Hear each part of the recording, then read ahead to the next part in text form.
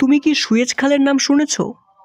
Suez খালটাকে দেখতে যতটাই নদীর মতো হোক না কেন, এটা কিন্তু একটা খাল।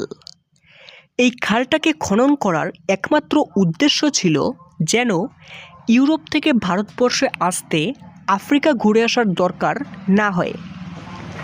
1850 খ্রিস্টাব্দে ফরাসির উদ্যোগে সুয়েজ খাল কোম্পানি গঠিত হয়েছিল এবং 1859 খ্রিস্টাব্দের 25শে এপ্রিল সুয়েজ খাল খননের কাজ শুরু হয়। 10 বছর লেগেছিল এই খালটাকে খনন করতে। মিশর থেকে 30,000 শ্রমিক এবং পুরো পৃথিবী থেকে 1.5 লক্ষ শ্রমিক দিনরাত পরিশ্রম করে এই সুয়েজ খালটাকে খনন করেছিল।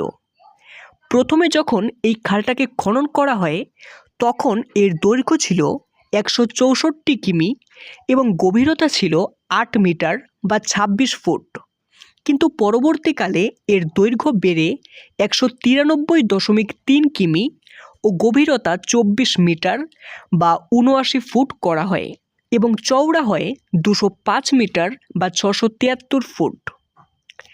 এই সুয়েজ খালটা খনন করেছে সুয়েজ ক্যানাল কোম্পানি। সুয়েজ খালটার সাহায্যে ইউরোপ থেকে ভারতবর্ষে আসতে আফ্রিকা ঘুরে আসার দরকার হয় না, তাই ব্রিটেন অর্থাৎ ইংল্যান্ড 40 লক্ষ পাউন্ড দিয়ে এই সুয়েজ খালের শেয়ার কেনে এবং পরে তারাও এই সুয়েজ খালটাকে ব্যবহার করতে পারত।